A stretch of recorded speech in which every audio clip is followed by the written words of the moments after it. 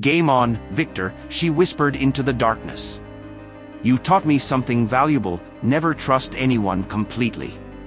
Now let me teach you about underestimating a village girl."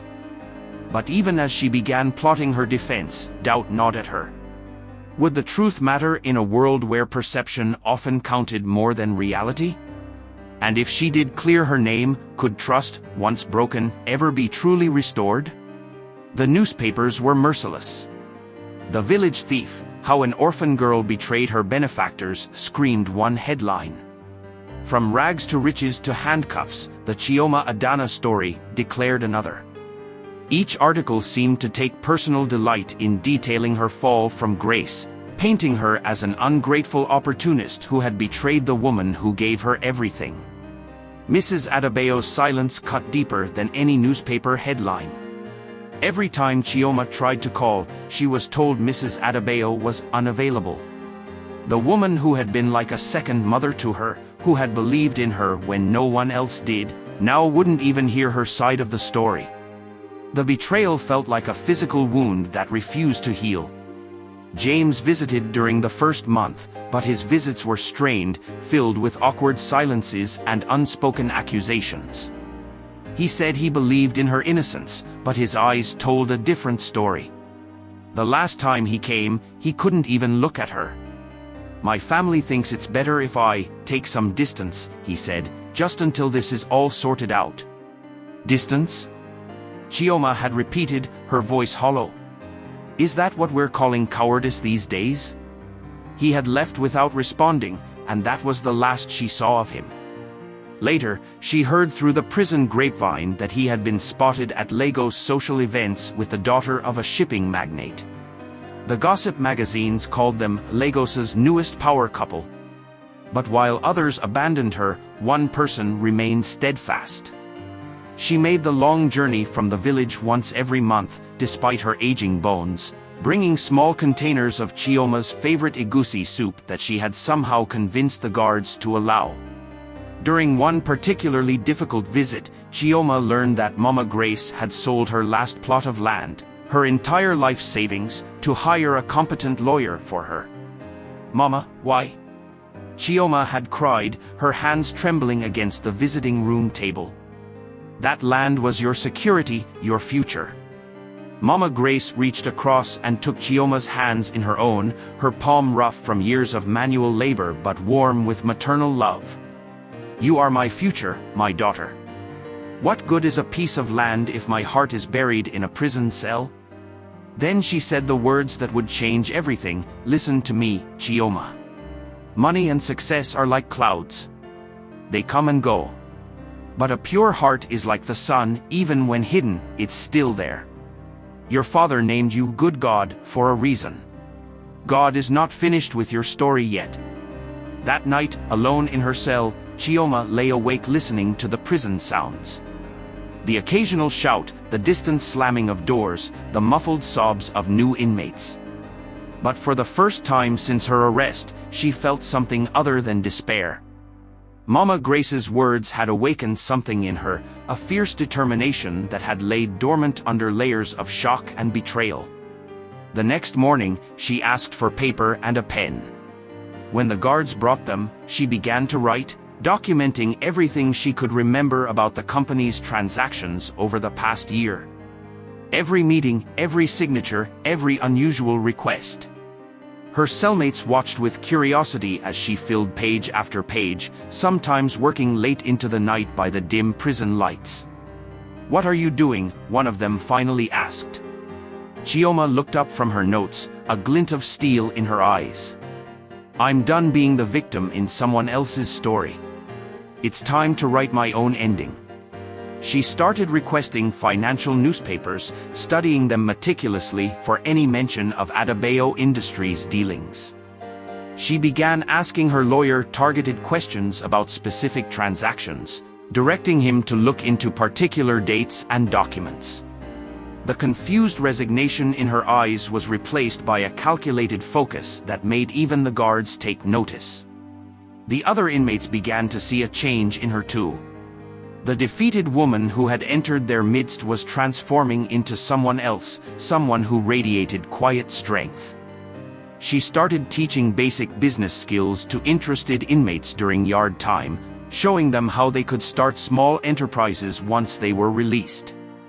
"They took my freedom," she told her small prison class, "but they can't take my knowledge or my spirit." Even in her darkest moments, when the weight of betrayal and loss felt overwhelming, she would remember Mama Grace's words about the sun and clouds. She had lost her reputation and her relationship, but she still had something more valuable, the truth. And like the sun behind clouds, the truth had a way of eventually burning through any cover. What she didn't know then was that her methodical documentation and quiet determination were laying the groundwork for what would become the biggest corporate scandal in Lagos's recent history. Her fall was complete, but like a seed buried in dark soil, she was preparing for a different kind of growth, one that would shake the foundations of the business world that had tried to destroy her. A week after, Chioma's methodical documentation and relentless questioning of her lawyer started to pay off. The first breakthrough came when her lawyer discovered discrepancies in the rural expansion project's supplier contracts. Companies listed as providing construction materials either didn't exist or were shell corporations registered to private accounts. Following these paper trails revealed a sophisticated kickback scheme. Inflated invoices were being paid to these fake suppliers, with the excess funds being routed through a maze of offshore accounts before ending up in the personal coffers of several top executives. Her initial arrest, it turned out, was just the tip of the iceberg. The fabricated evidence against her was traced back to the machinations of James's cousin, Victor, who had been angling to take over Chioma's position in the company. Victor had orchestrated a brilliant but ultimately flawed plan. He had backdated digital documents using timestamps from Chioma's computer during times when security footage would later prove she was in meetings elsewhere in the building. But as Chioma and her lawyer dug deeper, they uncovered something even more disturbing. A massive fraud scheme perpetrated by several of Adebayo Industries' top executives. The rural expansion projects, meant to bring economic development to villages, had been systematically looted from the inside. They were siphoning funds from the rural expansion projects and falsifying the books to cover their tracks. Chioma's lawyer explained during one of his visits, spreading dozens of documents across the prison visiting room table. The same projects you fought so hard to establish were being used as personal piggy banks. And when you started asking questions about budget discrepancies in the quarterly reports, they framed you as the scapegoat to distract Mrs. Adebayo from their own misdeeds. Chioma felt a surge of vindication, but also a deep sense of betrayal. The company she had poured her heart and soul into had been rotten from the inside. All those years of hard work, of pouring her earnings back into uplifting her community, it had all been built on a foundation of lies and greed. She thought of the village women who had trusted her promises of microloans and business development, unaware that the funds meant for their futures were being diverted into luxury cars and beachfront properties. With her lawyer's help, Chioma meticulously compiled the evidence. Bank statements revealed systematic withdrawals always just under the threshold that would trigger automatic audits. Email trails showed coded conversations about special accounting procedures and alternative revenue streams. But it was the witness testimonies that proved most damning. Junior accountants and mid-level managers who had been silenced with threats or bought off with promotions, now ready to speak the truth. A final breakthrough came when they discovered Victor's personal laptop hidden in a storage unit rented under a false name. The device contained encrypted files that, once decoded, revealed the entire scheme in meticulous detail, including a PowerPoint presentation outlining the plan to frame Chioma, complete with timeline and contingency plans. Finally, the day came for her case to be presented in court. The courtroom was packed with journalists, industry insiders, and village women who had traveled hours to support her. As the trial unfolded, the truth came tumbling out like a house of cards. Chioma sat in the courtroom as the magnitude of the scandal was revealed.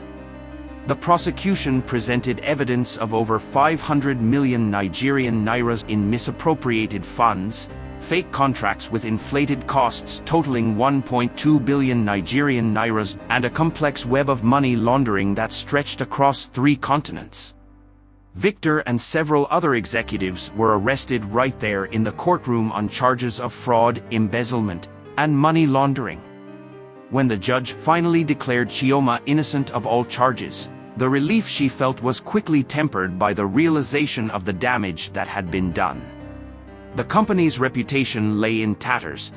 Mrs. Adebayo, who had built the company from nothing over 3 decades, had suffered a heart attack from the betrayal by her top employees. The rural expansion projects, meant to be a beacon of hope for struggling communities, were now symbols of corporate greed and corruption.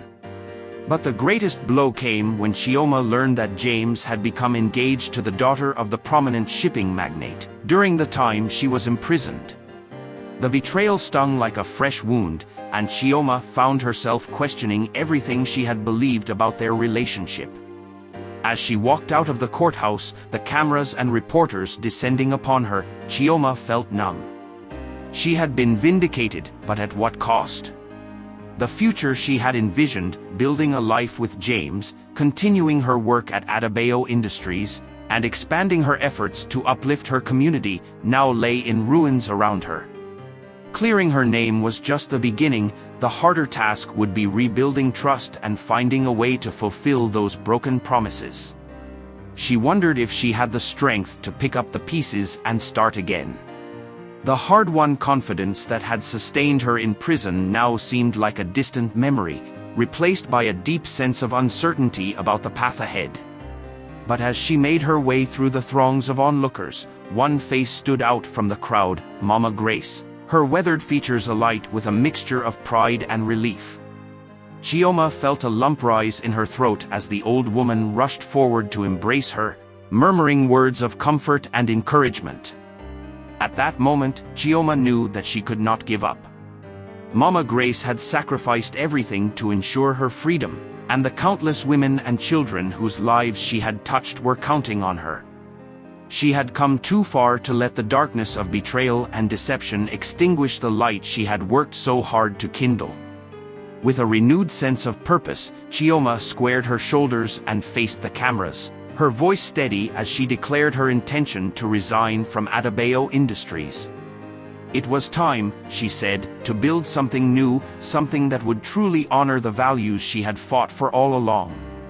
As she walked away from the courthouse, Chioma knew that the path ahead would not be easy.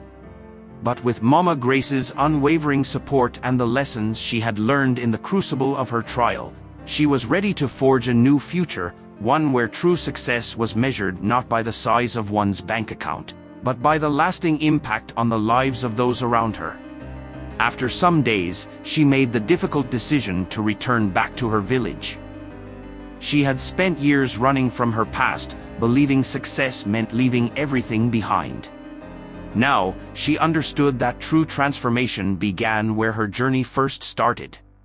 So on a crisp morning, with nothing but suitcases of memories and a heart full of hard-earned wisdom, Chioma booked a taxi back to her village. The taxi bumped along the familiar dirt road leading to Ikit village, kicking up clouds of red dust that swirled in the late afternoon sun. Chioma sat quietly in the back seat, her designer suit feeling suddenly out of place. 10 years had passed since she'd fled this village in the dead of night, yet the mango trees still lined the road exactly as she remembered, their branches heavy with ripening fruit. The driver slowed as they passed Chief Okonkwo's compound. The once impressive walls were now weather-beaten, the paint peeling.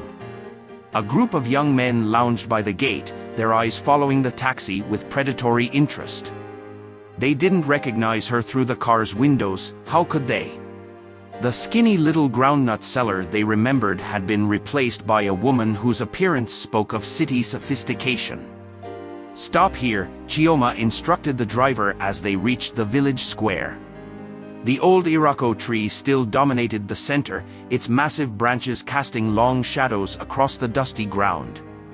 Market women were packing up their wares for the day, their voices carrying clearly in the evening air.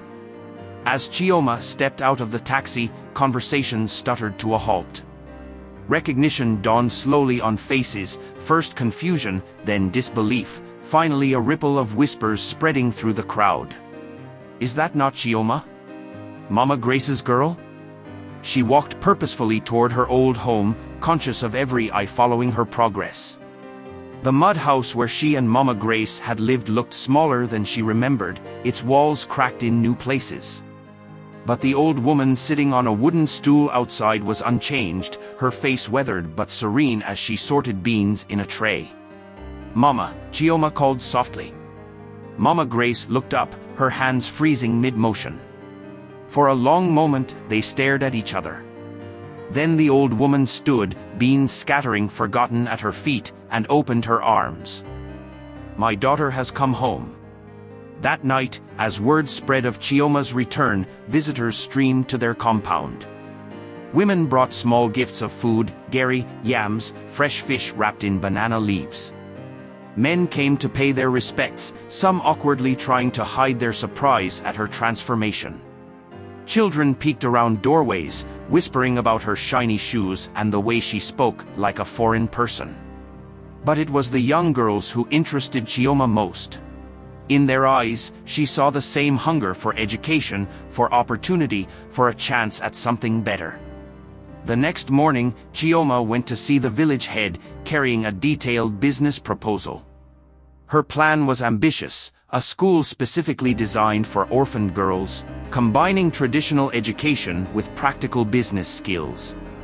The curriculum would include everything from basic accounting to market analysis, taught in ways that related to village life. "But where will you get the money?" the village head asked, though his eyes showed he already knew the answer. "I have savings," Chioma replied simply.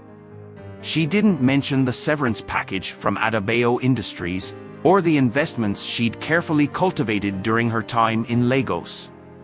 "And I have a plan for making the school self-sustaining." Within weeks, construction began on 5 plots of land at the village's edge. Chioma hired local laborers, paying fair wages and insisting on quality work. The school building wasn't extravagant, but it was solid, concrete blocks instead of mud, metal roof instead of thatch, proper windows that let in light and air. As the school took shape, Chioma implemented the second part of her plan. She gathered the village women and proposed a microloan program, explaining how small amounts of money, properly managed, could grow into sustainable businesses.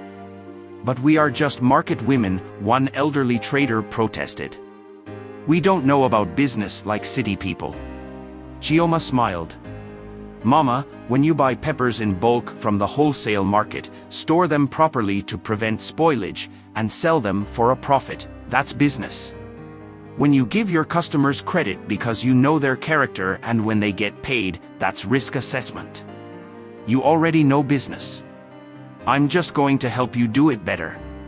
The program started small, 10 women, each receiving modest loans to expand their existing trades. Chioma taught them basic bookkeeping, helped them identify profitable opportunities, and showed them how to reinvest their earnings. Success bred success, and soon more women wanted to join. But not everyone celebrated these changes. Chief Okonkwo had died the previous year, and his son, Kenneth, now controlled the family's businesses. Kenneth had inherited his father's appetite for power but none of his subtle cunning. When he saw village women choosing Chioma's microloans over his extortionate credit schemes, his response was swift and brutal. First came the threats. Market women who had taken Chioma's loans found their stalls vandalized. Then rumors spread about Chioma's time in Lagos, vicious whispers about prison and fraud. When these tactics failed to slow her progress, Kenneth tried to turn the village elders against her, claiming she was destroying traditional values by making women too independent. But Chioma had learned valuable lessons in Lagos about power and resistance. Instead of confronting Kenneth directly, she strengthened her network of women. She organized them into cooperatives, pooling their resources and sharing risks. When Kenneth's thugs threatened one woman's business, they found themselves facing not a single market woman, but a united group. The cooperative structure proved remarkably effective. Women who had never dared to dream beyond their market stalls were now discussing bulk purchasing, cold storage facilities, and transportation networks. They supported each other through difficulties, shared knowledge and resources, and gradually built an economic power base that even Kenneth couldn't ignore. The school, meanwhile, became a symbol of hope. Chioma hired qualified teachers but also brought in successful market women to share their experiences. Girls learned mathematics by calculating profit margins, studied English by writing business proposals, and developed confidence through practical projects. One afternoon, about 6 months after her return, Chioma stood under the old Iroko tree, watching the sunset. A group of girls passed by, school bags on their backs, chattering excitedly about the small business competition the school was organizing. Behind them, women from the cooperative were loading a newly purchased truck with goods for the next day's trading. Mama Grace appeared at her side, her eyes following Chioma's gaze. "You see differently now," the old woman observed. "Yes," Chioma agreed. "Before, I saw only what this village lacked. Now I see its potential." "And what do you see for yourself?" Mama Grace asked softly. Chioma smiled, touching the rough bark of the Iroko tree. "I see that sometimes you have to leave home to understand where you belong."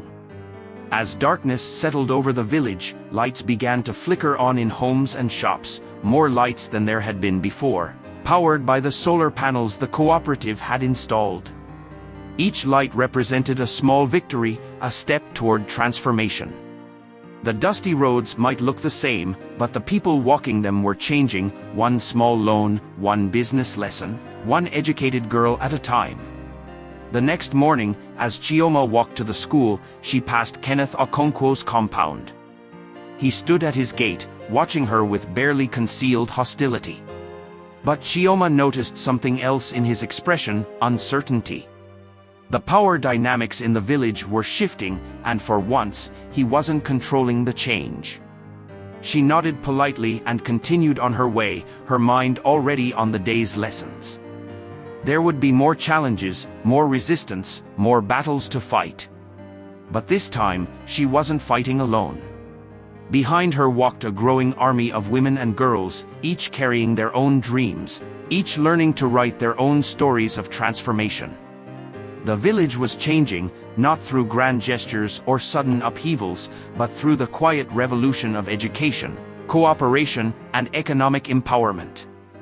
And in this change, Chioma had found something she never found in Lagos, not just success, but significance. 3 years later, Chioma had transformed not just her life, but the entire landscape of her village.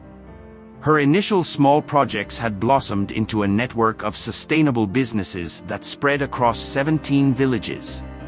The dusty paths where she once sold groundnuts now connected thriving communities, each with its own success story. Her company, Grace Empowerment Holdings, named in honor of Mama Grace, had become a model for ethical business practices in West Africa. The headquarters, a modern 3-story building of glass and locally sourced materials, stood proudly near the old baobab tree, a deliberate choice to symbolize the marriage of progress and tradition. Inside, young women in crisp business attire walked confidently through air-conditioned corridors, many of them graduates of Chioma's education programs. The building housed not just offices, but also a training center, a microfinance unit, and a technology hub where village children learned computer skills after school. Chioma's approach was unique. She didn't just give loans, she created ecosystems. When a woman received funding for her business, she also got training, mentorship, and access to a network of other entrepreneurs. The results spoke for themselves. 94% of businesses launched through her program survived past their 3rd year, a statistic that made traditional banks take notice. Her most successful initiative was the Village to Market program, which helped local craftswomen sell their products internationally through e-commerce. Women who once struggled to feed their families were now running successful online businesses, shipping hand-woven textiles and crafts to customers in Europe and America. But success hadn't changed Chioma's habits. She still started her days early, walking through the village markets, talking to traders, understanding their challenges. Her office remained open to anyone who needed advice, though now they had to get past her efficient young secretary, Joy, another orphan girl she had mentored. One humid Wednesday morning, Chioma was reviewing expansion plans when Joy burst into her office, unusually flustered. "Madam, Mrs. Adebayo is here?" Her car just pulled up. Chioma stood, smoothing her traditional Ankara dress, one made by the women in her textile cooperative. Through her window, she watched the familiar black Mercedes glide to a stop. The car might be the same, but everything else had changed since that day she first saw it by her groundnut stand. Mrs. Adebayo stepped out, her movements slower now but still graceful. They met in the reception area, where a large photograph hung showing Chioma's first graduating class of female entrepreneurs. Mrs. Adebayo studied it before turning to face her former protégé. "I've been watching you," she said, her voice carrying the weight of years of observation. "You've built something remarkable here." "I learned from the best," Chioma replied, gesturing toward her office. But Mrs. Adebayo shook her head, the ghost of a smile playing on her lips. "No, my dear. You learned from life. And you've surpassed your teacher." They settled in Chioma's office, where through the window they could see women gathering under the baobab tree for their weekly business meeting. Mrs. Adebayo watched them for a long moment. "When I first saw you selling groundnuts, I thought I could teach you about business," she said finally. "But you've redefined what business means. Your profits aren't just in naira or dollars, they're in transformed lives." She reached into her designer handbag and pulled out a thick envelope sealed with the Adebayo Industries logo. "Which is why I'm here." Chioma opened the envelope with steady hands that belied her racing heart. Inside was a comprehensive proposal, a merger between Adebayo Industries and Grace Empowerment Holdings. The terms were more than generous. Chioma would become CEO of the combined organization, with Mrs. Adebayo stepping into an advisory role. "But why?" Chioma asked, looking up from the documents. "Your company is worth billions. Mine is worth even more," Mrs. Adebayo interrupted. "Not in monetary terms, perhaps, but in impact. In goodwill. In future potential. Adebayo Industries has the capital and connections, but your organization has the heart and vision that business needs today." She leaned forward, her voice intense. "I'm not giving you anything, Chioma. I'm securing my legacy. The future belongs to companies that lift people up, not just profit from them. You understood that before I did." Through the window, they could hear the women under the baobab tree singing as they started their meeting, a tradition Chioma had encouraged, blending business with culture. The sound seemed to underscore Mrs. Adebayo's words. "Take a few days to think about it," Mrs. Adebayo said, rising to leave. "But remember, sometimes the best way to help more people is to grow bigger, as long as you don't grow colder." After she left, Chioma sat alone in her office, watching the sun set behind the baobab tree. The merger would give her resources she'd never dreamed of, the power to expand her programs across the entire country and beyond. But it was the last thing Mrs. Adebayo had said that echoed in her mind: grow bigger, not colder. Looking at the women dispersing from their meeting, their heads held high with the confidence of those who controlled their own destinies, Chioma knew what her answer would be. She picked up her phone to call her lawyer, then stopped and smiled. First, she would walk down to the market and buy some groundnuts. Some decisions deserve to be pondered the old-fashioned way, with the taste of where you came from still fresh on your tongue. After carefully considering Mrs. Adebayo's proposal, Chioma accepted the merger with a strategic vision. She didn't see it as a personal triumph, but as an opportunity to scale her mission of economic empowerment. The merged organization, renamed Grace Adebayo Empowerment Enterprises, became a transformative force across Nigeria. Chioma expanded her education and microfinance programs from 17 to over 200 villages, creating sustainable economic ecosystems that lifted entire communities. By age 30, her network had impacted over 50,000 women entrepreneurs, with a 96% business survival rate. Her approach wasn't about making herself rich, but about redistributing opportunity.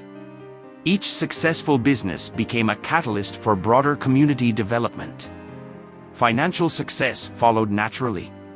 Not through aggressive wealth accumulation, but through creating genuine economic value.